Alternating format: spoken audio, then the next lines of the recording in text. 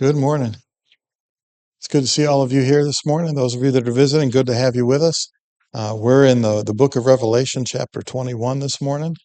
We're going to pick up where we left off, hopefully, last week.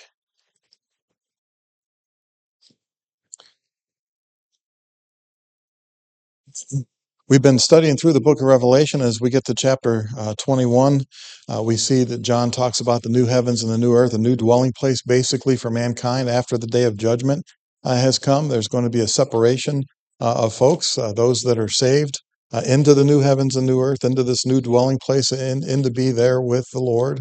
With the Lamb, with Jesus forever, and separation of them from those that are going to be lost. We've seen as we've gone through the book of Revelation that God's word is going to go out. There's going to be persecution that's going to follow. That's going to come from the Roman Empire. Basically, this is part of Satan's war that he's making with God. That he's going to recruit three allies that we see in the second half of the book. He recruits the beast from the sea, which represents the Roman Empire, the civil governmental authority. Recruits the beast from the sea that promotes the worship of the first beast, promotes the worship of the emperor. That's the religious power of the Roman Empire, and then recruits the harlot as well, which is all the decadence of Rome, which would be things that would lead Christians astray with regards to wealth, with regards to chasing after money, with regards to sexual immorality. All of those things are sort of wrapped up in the harlot. And so he recruits these three allies to go after the church as a whole. He's battling against God all along through human history. And he continues to battle against God and battles against Christians and is going to battle against the church as a whole. And so they're going to face this persecution from Rome. And the reason this whole book is written is to let them know that if they stick with God, they're going to be the ones that are victorious. That even though it looks like they're maybe dead and gone, maybe even though it looks like they're dead and buried because of the persecution of Rome and that Rome looks undefeatable, they're going to be victorious if they stick with God, even if they lose their physical lives. Right? Remain faithful unto death, and you'll receive the crown of life, is what it says in Revelation chapter 2 and verse 10. And so after all this persecution and everything has taken place, we're going to see the downfall of the Roman Empire. The harlot's going to be the first one to fall because it's all the wealth and all the decadence of Rome. That's going to go away first when an empire begins to crumble. It's all that wealth and luxury is the first thing that's going to fail. It's the first thing that's going to fall. And then we saw that in chapter 19 that the beast from the sea and the beast from the earth, the false prophet, they were thrown in the lake that burns with fire and brimstone. And then what's left? Well, what's left is Satan. What happens to Satan? And we find that out in chapter 20, that Satan's also going to be defeated. He's also going to be bound. He's going to be thrown into the lake of fire as well as those who are not in the book of life, those who are not on God's side, those who have given in to the Roman Empire, if you will, and have worshipped the emperor, those who have given in to worldly things, they're going to be also cast into the lake that burns with fire and brimstone. And so John has this vision here in chapter 21 where he sees this new dwelling place for those that are with God, and what a beautiful place it's going to be. We're told in verse 4, God's going to wipe away every tear from their eyes. There'll be no more death, nor sorrow, nor crying, no more pain, for the former things have passed away. And so all those old things are going to pass away. The earth is going to pass away. Peter talks about how it's going to burn up with fervent heat, right? And the elements are going to melt. And so it's going away. There's going to be a new dwelling place for us. It's not going to be the same old dwelling place. Um, and he said, Behold, I make all things new. He said, Write, for these words are true and faithful in verse 5. All of this is going to be finished. Everything that God wants to accomplish is going to be accomplished. It's all going to be finished at this point. And he says in verse 7, He who overcomes shall inherit all things. I will be his God, and he shall be my son. Right? That's the message that was given to the seven churches of Asia. Every one of them, right? That they had things that they were facing. They had persecution that they were facing. They had challenges that they were facing. They had some things that were maybe they needed to repent and fix. And in every one of those cases, he said, He who overcomes, right, can sit down at my table, or he who overcomes, I'll give a crown of life, or he who overcomes can drink of the water of life. Right? Basically, it's he who overcomes all of these worldly things gets to come over, right, and be with God and be with him and be in his house, be in his dwelling place. In verse 8, you got this contrast, though, the cowardly, right, the unbelieving, the abominable, murderers, sexually immoral, sorcerers, idolaters, and all liars shall have their part in the lake which burns with fire and brimstone, which is the second death.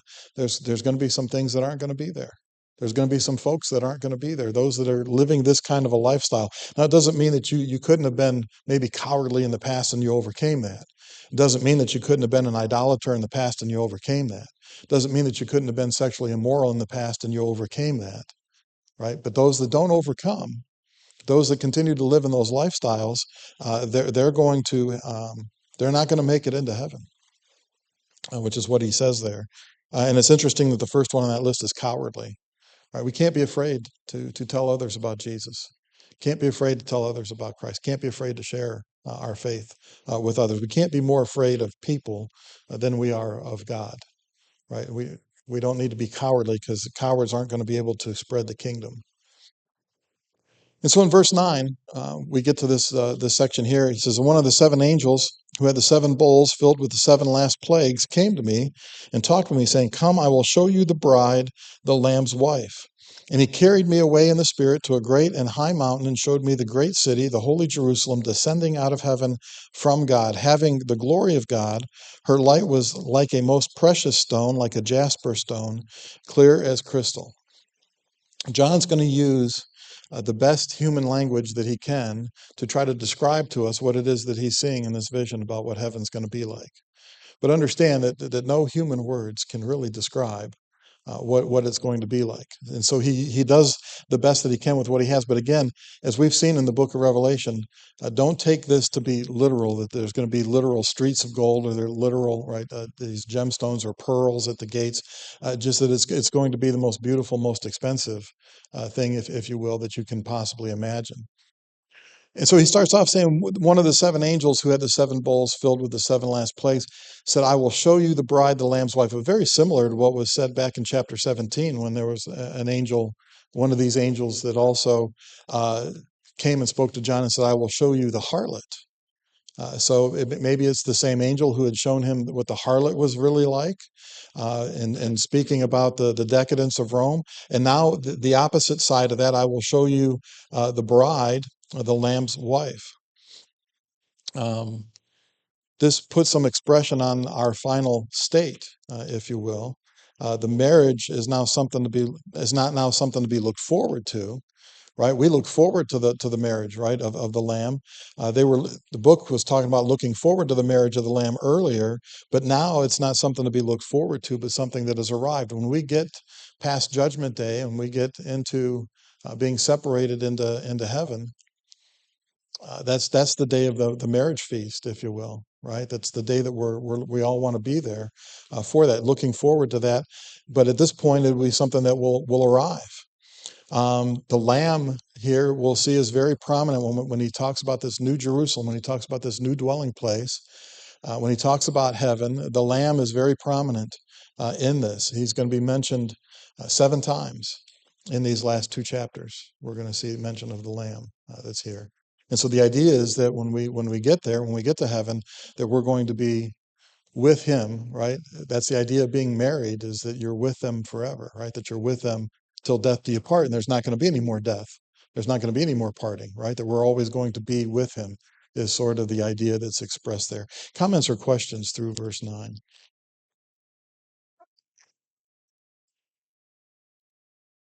I think it's interesting in the end of verse 6 and verse 7. "I will give to the one who thirsts from the spring of the water of life without cost. He who overcomes will inherit these things, and I will be his son, or I will be his God, and he will be my son." And then you look at Genesis 4:7. By comparison, in the beginning, what's talked about how you should, the way that you should be. "If you do well, will not your countenance be lifted up? If you do not do well, sin is crouching at the door, and its desires for you, but you must master it." How there's two in Genesis and Revelation.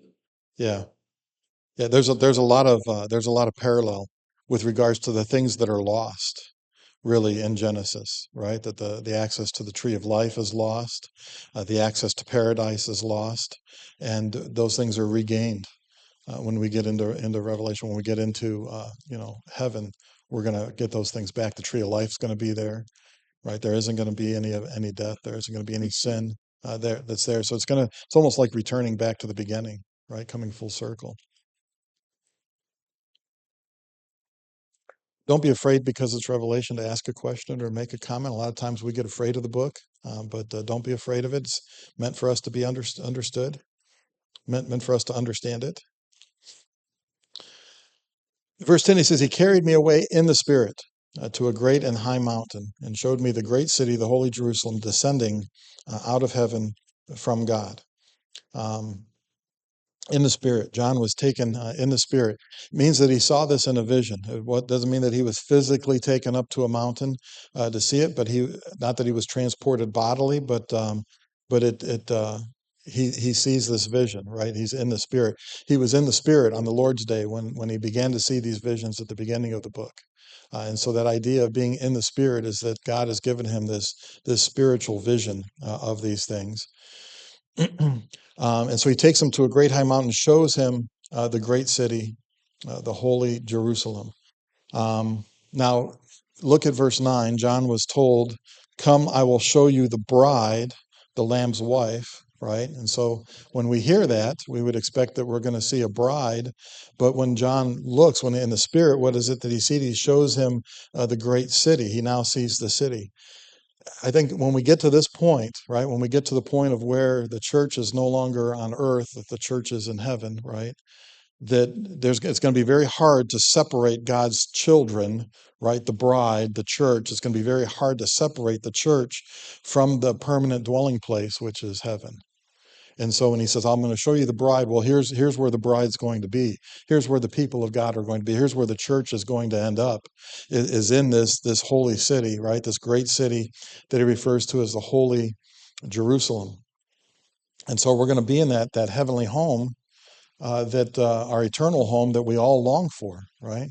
It's the place where we all want to be. It's the place where Paul wanted to be. In 2 Corinthians chapter 5. And Paul here is talking about how he has this desire. He's sort of hard pressed between the two. He has a desire to want to go and be with the Lord, but he understands it's better for him to remain here because he still has work that the Lord wants him to do. But in 2 Corinthians chapter 5 and verse 8, he says this. He says, we are confident, yes, well pleased, rather to be absent from the body and to be present with the Lord. Paul says, I'm ready to be out of this body. Right now, Paul has some sort of thorn in the flesh, whether that was some sort of physical impairment that he had to deal with, or whatever it was that thorn in the flesh was. He's like, man, I'm ready to be out of this body, right? I'm ready to be absent from this body because this body is not who we are. Right? Who we are is that the soul that's inside that inhabits this body. This body is like a tent. It's like a house. And someday we're going to move out of this house and we're going to move into a better house. Never going to need to be remodeled. It's never going to need to be painted, right? We're never going to have to fix or clean out the gutters. Aren't you ready to be absent from the body and present with the Lord, right? And so Paul was ready for this. And so we should all be longing for that day, right? When this will come. And so he shows me the great, so he refers to it as a great city, refers to it as a holy Jerusalem. Now, that doesn't mean that it's going to be some sort of paradise here on earth in Jerusalem, because we've already talked about how these things are going to be destroyed, right? How the things of the past are gone away, right? Those things have passed away. Those things have gone away. It's not going to be that. But we see this great city, says the holy Jerusalem, descending out of heaven from God. Jerusalem, or the holy city, anything that comes from God, right? Anything that comes from God can never appear to be coming anywhere except down from God, right? So the idea that it's coming down doesn't mean, well, you got this new city, you got this thing that's coming down here to earth, right? Because the earth is gone. So he talks about it coming down or descending out of heaven. It basically means that it's not the building of men, that this is something that is coming from God himself. And things that come from God have to come down, right? Because everything comes down from God. There's no one above him. Something's not going to come up from God, right? Because he sits above everything. And so anything that God creates, anything that God makes, anything that God has, it's going to come down from God. Um, Notice with me in some places in the Old Testament, like all of our blessings, right? They come down from God. We sing that song, right? The prayers go up and the blessings come down, right? The blessings always come down from God. In Deuteronomy chapter 26 and verse 15,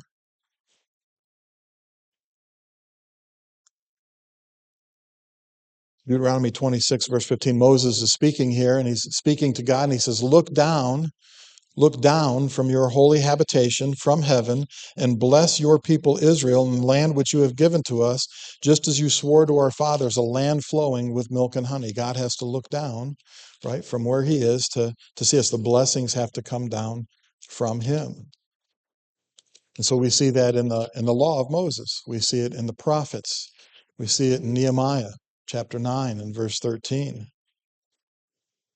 Here, the prophet is saying to God, you came down also on Mount Sinai and spoke with them from heaven and gave them just ordinances and true laws, good statutes and commandments. And so he's looking back, he's talking about when God came down on Mount Sinai there and gave the law to them, right? Gave them the 10 Commandments, gave them the law, gave them his precepts, gave them his commandments, all of those things. But he came down on Mount Sinai. If you just search the word down, you're going to find scripture after scripture after scripture. I mean, we could go on for 3 weeks looking at all the scriptures where it talks about this particular word, right? In Psalm 53 and verse 2, it says, God looks down from heaven upon the children of men to see if there are any who understand, who seek God. Right, so he's up there and he's looking. It's not that he's looking down on us and that he has disdain, right? But he's in a high position, and so it's always things from God always come down. In John chapter 6 in the New Testament, Jesus is speaking. Boy, I tell you, ever since Jacob started making up words, it's worn off on me. I don't think I know proper English anymore.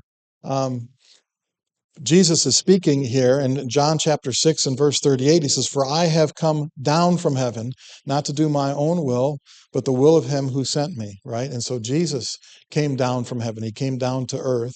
But it's the idea that he has come from the Father, right? And so if you're coming from God the Father, you're always going to be coming down because there's no one above him. In James chapter 1 and verse 17,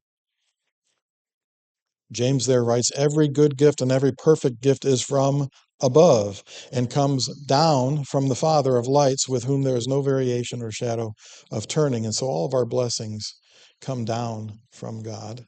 And so this idea that this great city, this holy Jerusalem, is descending out of heaven doesn't mean that it's coming down here to earth. It just means that its origin is that it's coming from God. We're in Revelation chapter 21 and verse 10 this morning.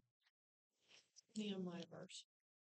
The Nehemiah verse is Nehemiah chapter 9, verse 13. And so these things are coming, right? So it's the idea that there's this new dwelling place that God has provided for us, that it comes from him, that it comes from the Father, having the glory of God, right? Her light was like a most precious stone, like a jasper stone, clear as crystal. It says there in verse 11. The city has the glory of God. He doesn't elaborate on this, but it's surely the most striking thing about the city is that the reason the city shines, right? The reason the city is lit all the time, the reason that there is no night there is because it's the glory of God. Moses wanted to see, right, the glory of God face to face. He wanted to see God's it's a kabod, right? His glory. Wanted to see that face to face. Wasn't able to see that because in flesh and blood, what would have happened to Moses had he seen God's full glory? Would have died, right? You can't see that and live in flesh and blood. But once we're in our spiritual bodies, we will see him as he is, right? We'll be able to see that glorious light. We'll be able to witness that for the first time. And so the city is about the glory. It has the glory of God all about it, right? This heavenly place that we're going to be in has the glory of God there. John proceeds to tell us that its brilliance is like that of a precious stone, further defined as jasper and clear as crystal. Again, don't take this to be literal that it is a jasper. Jasper is not clear; it's opaque, right? As far as a jasper stone is, but the idea that it's crystal clear, some have thought maybe a diamond here is what is meant, right? That you got this precious stone, but you can sort of see through it. It's clear, maybe like crystal. Um, So there's uncertainty about the identity of a lot of these precious stones that are going to be mentioned here. There's uncertainty about the description of precious stones in antiquity itself, as far as what they called it then and what we call it today. Um, John thinks of the brilliance of the New Jerusalem as a very costly stone, whatever stone it is that he's talking about. That's not the point, right? The point isn't to identify, well, what's the stone that he's talking about here? But it's the brilliance of the place and the value of the place. And so when he talks about all these different precious stones that are going to be in the foundation, right, or at the gates of the city, all of those things are not to say, well, they're literally going to have these stones, but that it represents a place that is very costly, very expensive, uh, very much worthwhile, right? And you think about all the things that we can strive for on this earth with regards to wealth, money, gemstones, gold, platinum, whatever it is that we might chase after in this world. And what's going to be there in heaven is going to be so much better, right, than all of that. And that's sort of the idea that he's getting after here with the description that he gives. The city's brilliance comes from God itself, right? Comes from the glory of God himself. Verse 12, it says, also she had a great high wall with 12 gates, and 12 angels at the gates, and names written on them, which are the names of the 12 tribes of the children of Israel. 3 gates on the east, 3 gates on the north, 3 gates on the south, and 3 gates on the west. So in his description here, as he continues talking about the city, it says that there's a great and high wall, which would give us the idea that it's a place that's very secure, that no one's going to violate it. But certainly, you're not going to need the wall for defense, right? The wall can't be meant here as something for defense, because where are all of God's enemies at this point? Yeah, say it a little louder so everyone can hear. In hell. In hell, right? They're in the lake that burns with fire and brimstones, right? So all of God's enemies have been defeated. You're not going to have to worry about having a wall to defend yourself from the Roman Empire. You're not going to worry about having a wall to defend yourself from Satan and his minions, because they've all been dealt with, right? God's got power to cast all of them into hell. And so they're all gone. So the wall here is not something for defense, because all the enemies have been destroyed. In verse 25, we're told that the gates of the city, right, there's 12 gates, but it says the gates of the city are never closed in verse 25. So it's not something that's going to be used for defense. It says that there are 12 gates, there are 12 angels at the gates. You think about back in the Garden of Eden, when Adam and Eve were kicked out of the Garden of Eden, right? There was something that barred their way so that they couldn't get back. What did God place there?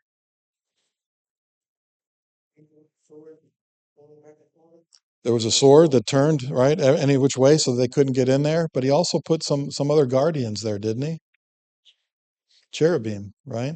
He put some cherubim. Now, cherubim are thought to be angels. It doesn't specifically tell us that they are, but you've got angels here. The angel appears maybe to control, right, who goes in and out, because God's entrance into God's city isn't open to just anybody, right?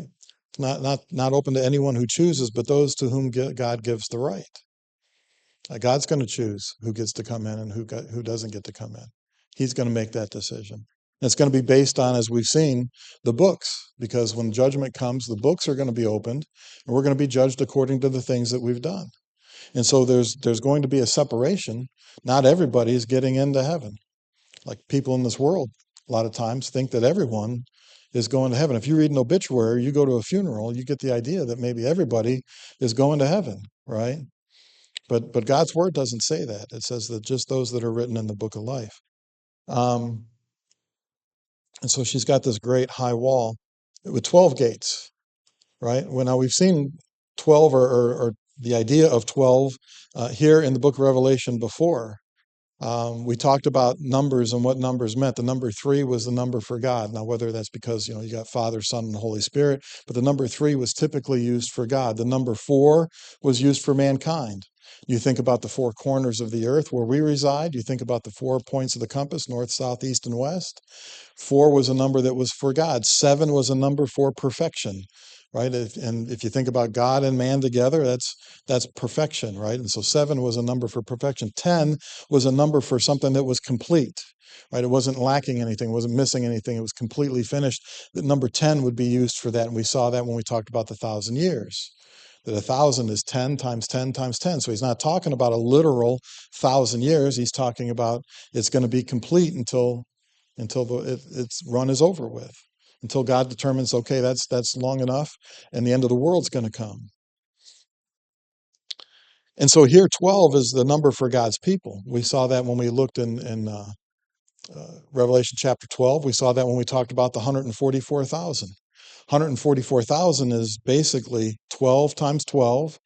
So you're talking about all of God's people, and then to make it complete, you've also got that times 1,000. So you get times 10 times 10 times 10, right? So it's complete, complete, complete, all of God's people. And so the number 12 here is still identifying the number of God's people, right?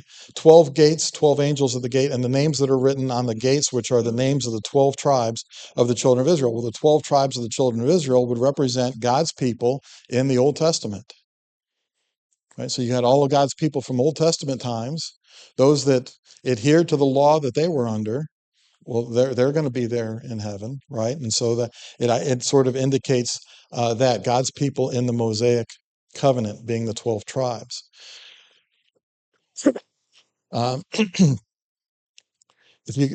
we didn't get into verse 14, but if you look at verse 14, the wall of the city had 12 foundations, and on them were the names of the 12 apostles of the Lamb. So you got the gates that have got the names of the tribes of Israel. You got the foundations themselves, 12 foundations that have the names of the 12 apostles on them. Well, what's the 12 apostles? Again, that number 12 represents God's people. The apostles would be God's people in the New Testament times, right? Under the law of Christ. And so you've got all of God's people, whether they're from the Old Testament, whether they're from the New Testament, no matter where it is that they lived, no matter when it is that they lived, if they're God's people, they're going to be there in this place. There's not going to be a separate place for Old Testament folks and a separate place for New Testament folks. There's not going to be a separate place for Jews and a separate place for Gentiles, right? We're all going to be together in one place. All the nations are going to be together in one place. And so with the layout, he talks about having these gates, that there's 3 gates on the east, 3 gates on the north, 3 gates on the south, and 3 gates on the west. Again, it represents the idea that you got all people that are here, right? All points of the compass are included, north, south, east, and west. Doesn't matter where it is that you come from, because people are going to come into heaven from all over the world. Peter took him a little while to understand this. But Peter certainly understood this by what was shown to him, the visions that he had when he goes to the house of Cornelius in Acts chapter 10. And Peter begins to speak to him in verses 34 and 35. It says, Peter opened his mouth and said, in truth, I perceive that God shows no partiality, but in every nation, whereat in every nation, whoever fears him and works righteousness is accepted by him. So there's going to be folks from every nation that are going to be there, from east and west and north and south. Doesn't matter where it is that you come from, you're going to have this benefit. And then the layout, when you think about the layout, right? There's 3 gates on the east, 3 on the north, 3 on the south, 3 on the west. Not normally the way that we do things when we talk about directions, right? East, then north, and then south, and then west. It's almost like we're kind of, mixing it up there. But it's the same layout, if you will.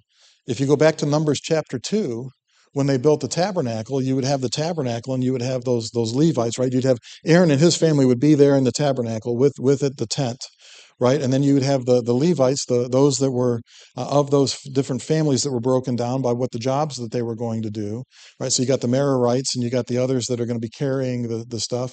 And so they're surrounding the tabernacle. And then you had the tribes set up.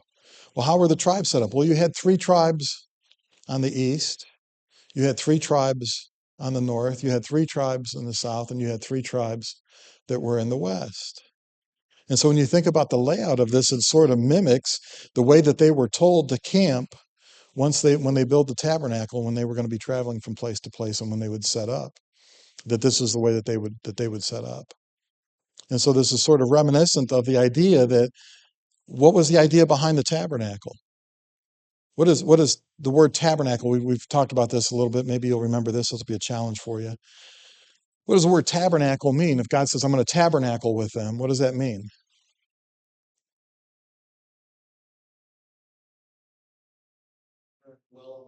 He's going to dwell among them, right? And so the whole idea of them building the tabernacle is that they were building a dwelling place. They were building a sanctuary for God, the holy place where the table of showbread and the lampstand and the altar of incense would be. And then there was that dwelling place, right? That most holy place, that holy of holies, where God was going to speak to them between the cherubim from the mercy seat on the Ark of the Covenant. And so God's going to dwell there with them. That's the idea. And then when they camp, God is there with them. God is dwelling there with them, and they are sort of camped around him. Well, you sort of have the same idea here with regards to the description that John's giving of heaven, that you've got these gates, right, that are, and God is in the midst of that. God's in the middle of that, that we're going to dwell. The idea is that we're going to dwell with him, not in some temporary tent, not in some temporary place here on earth, but we're going to dwell with him permanently in heaven. And what a great blessing that is for us.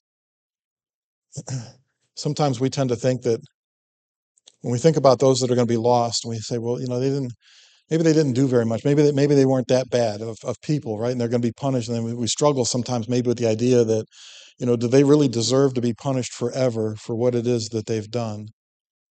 Flip it around. What have we done that's so great in just being faithful to God that we deserve heaven for eternity? The reward is great. Punishment is great. The incentive should be there from either way, either if you want to look at the carrot or the stick, right? The incentive should be great from either of those for us to have that desire to want to be there. Comments or questions on any of these things?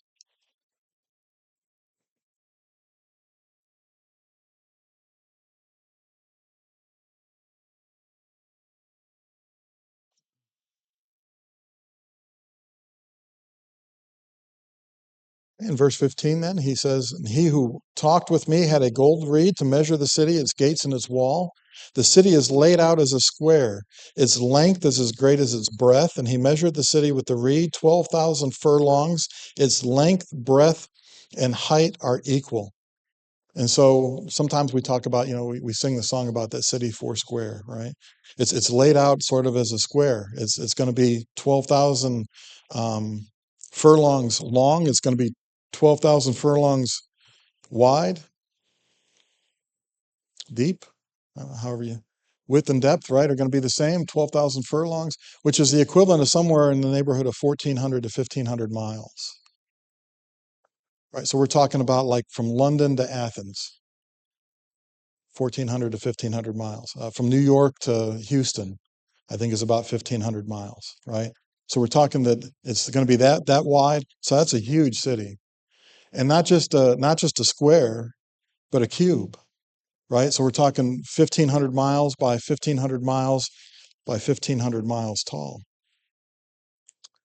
And so as he describes the layout of it, the length, breadth, and height of it are equal. It's 12,000 furlongs. Your translation may say 12,000 stadia, which is basically the same thing. It's a perfect cube. Can you think of another place that was a perfect cube?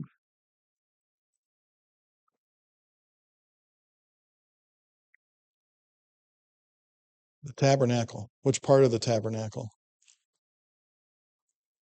The Holy of Holies. The Holy of Holies in the tabernacle, the Holy of Holies in the temple was also a perfect cube. Right? And that's what was the Holy of Holies? Who dwelt in there? God did, right? I sort of get chills when I think about this. God knew what it was that he was doing, right? When he told them to make everything according to the pattern, they're patterning it after things that are in heaven. And God's dwelling place in heaven, it has this. Now, don't take the measurements to be literal, that it's going to be literally 1,500 miles. But the idea that it's going to be this perfect cube, much like the Holy of Holies that was in the temple, was a perfect cube. And if you want to see that, it's in 1 Kings chapter 6.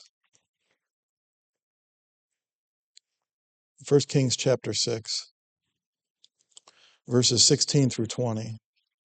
Talking about Solomon here, building the temple according to the instructions that David had left.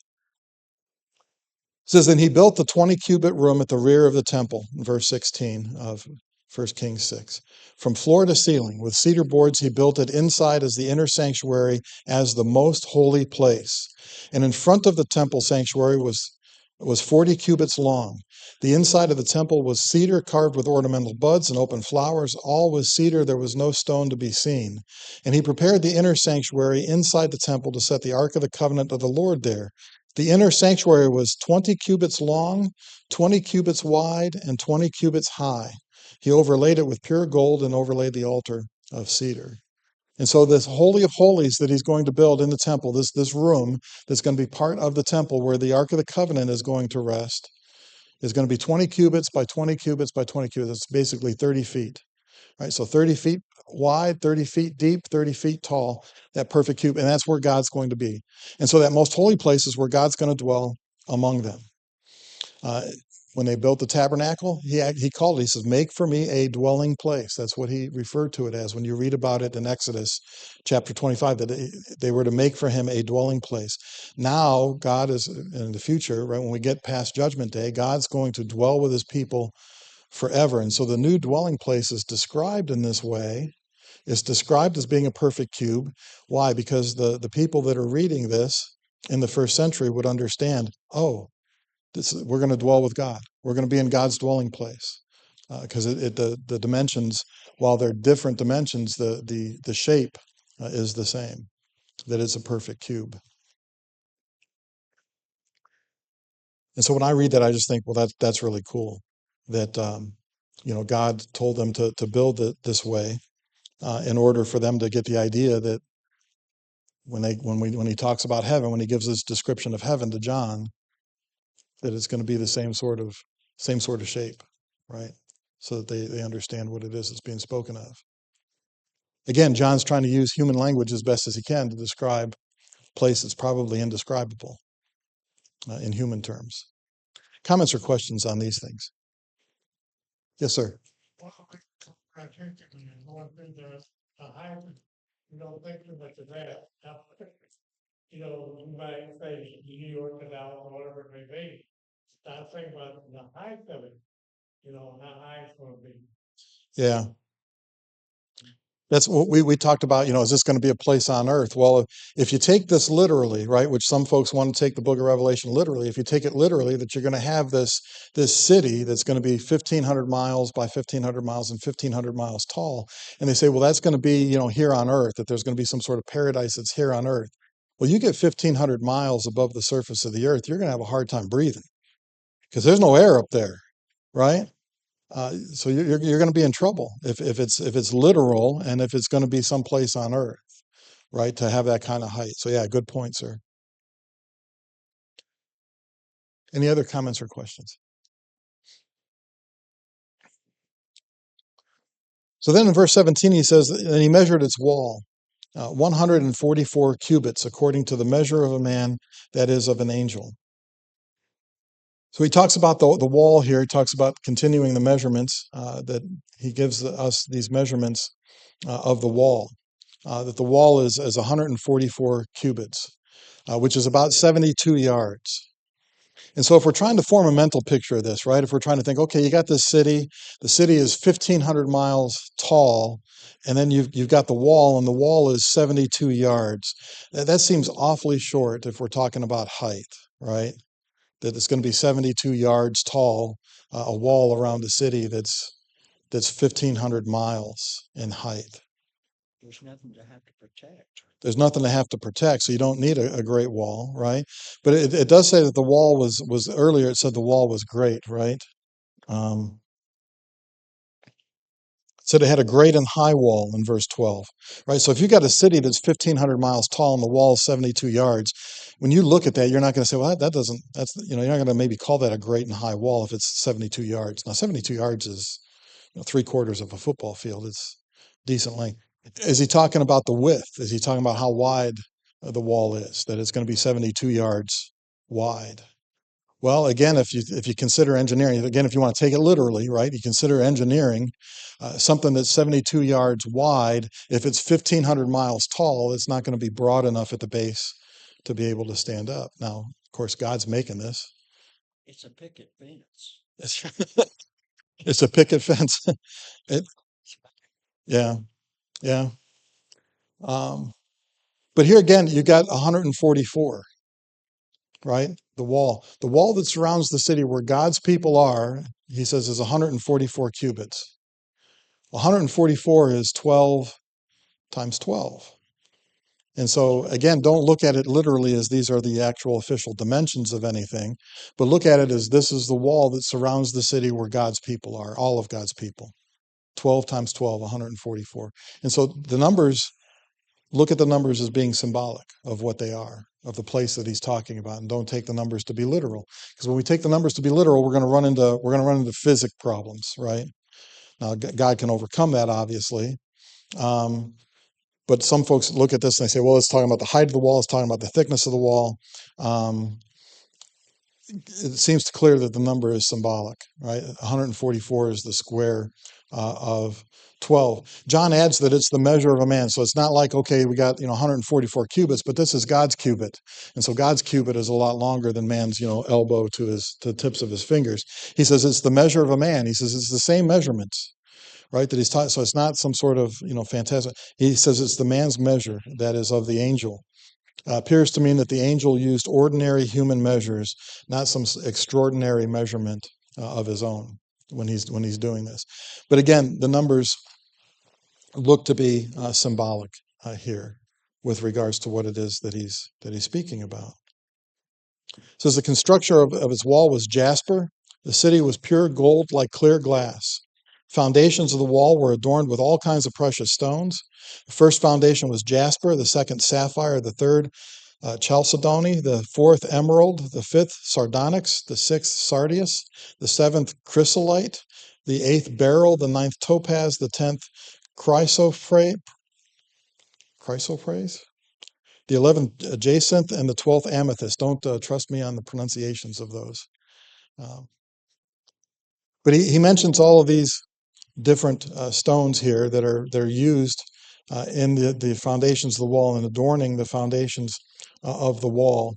Again, I wouldn't take this to be literal, just that the idea that the city is of pure gold like clear glass. Pure gold is expensive, right? You might buy something and it's 14 karat gold, right? That means that it's a certain percentage of being pure. If you get up higher where it's 24 karat gold, right, it's a higher percentage. So 24 karat gold costs more because it's closer to being pure. The idea of something being pure gold, right, is that it's expensive, right? It's valuable. Clear glass. Glass in the olden times was not clear. It was sort of cloudy. And it was very hard to make. It was very hard to make it without any bubbles in it.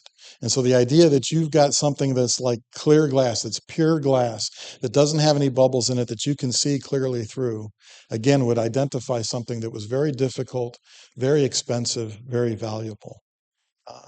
Kings maybe would have this kind of glass, but nobody else would, because nobody else could afford it. And so the idea that he's getting after is that this place is a valuable place, right? It's a precious place. It's something that we should all desire and want to be there. We're out of time for this morning, but are there any last minute comments or questions or snide remarks before we break for worship? Thank you for your attention and comments.